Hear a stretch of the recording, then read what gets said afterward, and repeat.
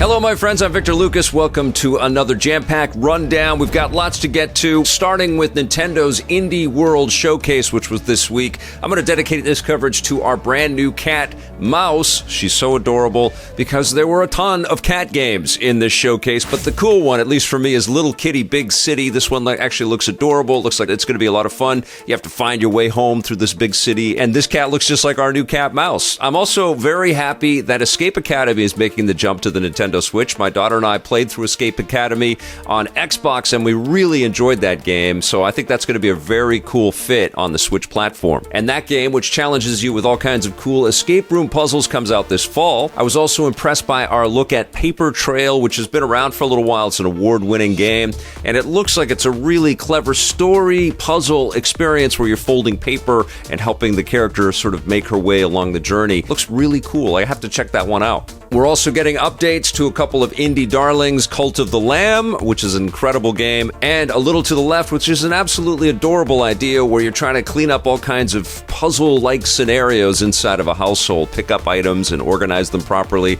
Well, they're adding new content to both of those titles, but my 5 favorite reveals from this Indie World Showcase started with Bomb Rush Cyberfunk, which looks like a Jet Set Radio homage to the nth degree, and I'm absolutely down with that. We haven't had anything from Sega with Jet Set Radio for a long time, or Jet Grind Radio, I think, if you go back to the Dreamcast days. This looks like a lot of fun. It mixes skating and grinding and graffiti and this kind of stripped down, not hyper texture, but completely cool stylized world to cruise around in. Can't wait for Bomb Rush Cyberfunk. Oxenfree 2 is the sequel to the acclaimed Oxenfree. This one looks really cool. Lots of great new visual effects, and it looks like it's going to have a lot of trippy, weird sci-fi elements in there as well. This is from a Netflix-owned game studio, Night School Studios, and it looks like it's going to be a really cool experience, and I'm glad that Netflix isn't just containing all of their games to mobile or to their own service. They're going to be supporting other platforms out there, and Oxenfree 2 comes out this summer. I'm going to get my hands on the game at Summer Game Fest, and I can't wait. Something that I played at last year's Summer Game Fest was Animal Well, and this is being developed by a singular developer. It's been taking a long time, and we still have some time to wait, but it looks like a really trippy, minimalist Metroidvania. I thought it was super cool when I played it last year. You kind of have to get into its intricacies. It's not super elaborate and, crazy over-the-top beautiful, but there's beauty in the tiny little pixel animations and all of the cool power-ups and exploration that you have to do as this little resourceful blob character. I am really looking forward to Animal Well, but we have to wait until next year. And speaking of Metroidvanias, Blasphemous 2 is headed our way soon, and boy, this game looks absolutely gorgeous. I'm a fan of the first Blasphemous. I haven't finished that game, but I do play it on a bunch of different platforms. I go back to it all the time, and I just love this sort of gothic, spooky, demonic kind of visuals, and it gets really dark and heavy, but it's so stylized and it's very challenging, and this one looks like the developers have just picked up on all the lessons learned from the previous one, and it looks even more gorgeous than Blasphemous 1. Can't wait to play this one. And we got another sequel. Teslagrad 2 is headed our way, and this is a puzzle platformer with some magnetic abilities.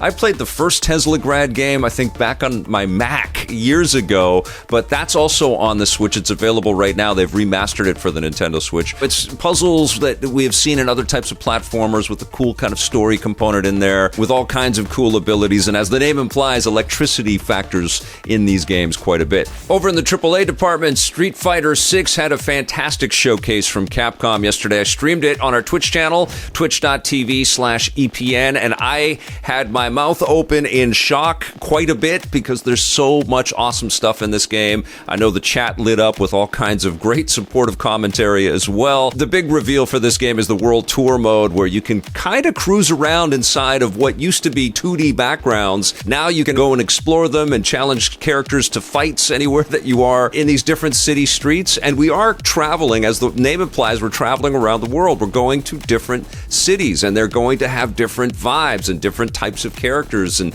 different challenges. Obviously, there's an intricate store in there where you can create all kinds of character customization, and it looks incredibly robust and super cool. They also showed off the Battle Hub mode, mode, which is the way that we're going to create community and fight alongside and against all kinds of players from around the world. They've also got an arcade where you can walk up to previous Capcom classic arcade games and play them, and that just blows my mind. Like, this is a game within a game, and there's also all kinds of ways to customize the game experience as well. They're definitely targeting new players and players that have been away from fighting games for a long time. They want to encourage everybody. They've simplified controls. They've given you a lot of ability to customize the matches and turn the game into more of a party type of experience. They're also heavily investing in Street Fighter 6, as you would probably expect them to, in esports. So the Capcom Pro Tour 2023 is going to be offering huge cash prizes, and they're making Street Fighter 6 the main game at the event as well. And some of the cool stuff that you can do to customize this experience is you can actually throw in different commentators. Capcom recorded a bunch of different commentators that follow the esports world around Street Fighter, and you can choose which commentary track you want when you're fighting.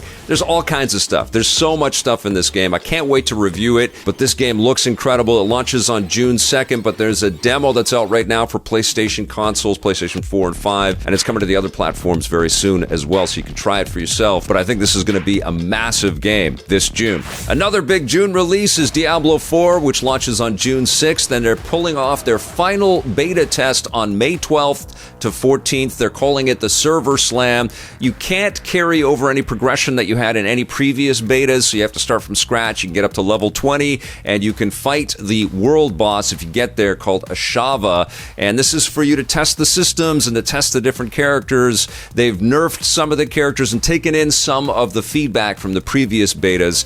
They're really just trying to get to launch and get as much data as they possibly can to have the smoothest launch possible. Good luck with that, Blizzard. We know it's going to be a total mess when the game launches in June. But holy crap, does this game look magnificent and massive and like so much freaking fun. I can't wait. I do have to say it is a bit weird that the beta is taking place May 12th to 14th, because something tells me a lot of players are going to be busy playing something else that weekend. And finally, in this trailer-packed rundown, I want to shine the spotlight on Immortals of Aveum, which comes out on July 20th. This is being published by EA Originals and is being developed by a new team at Ascendant Studios with tons of experience from other studios. It's a magic shooter, and so you are in a first-person mode, blasting all kinds of magic powers at enemies and trying to take them out. Of course, there's a big bad, and you're allied with other magic users as well. It's almost like a magic-infused Call of Duty experience. It's a single-player game. It's a story-driven game. The cut sequences are awesome. They're spending big bucks on actors and visual effects, and it just looks cool, man. And I love the fact that they're heavily investing in such a robust single-player experience. Now, the frame rate in the trailers from the gameplay bits, I think, needs to be juiced up a little bit. I really want this game to run at a stable 60 frames per second, but the visual effects and the flourishes and all the magic powers look fantastic. I can't wait to get lost in Immortals of Aveum this July. All right, you guys, that's going to do it for the rundown. We have so much to look forward to over the rest of spring and into summer. There's going to be a lot of fun stuff that keeps us indoors and out of the sun, so make sure you take breaks and go touch grass a little bit. Thanks for watching, everybody. Thank you for supporting the channel. Hit that thumbs up button, hit that subscribe button if you like our stuff. We'll see you soon, and until then, play forever.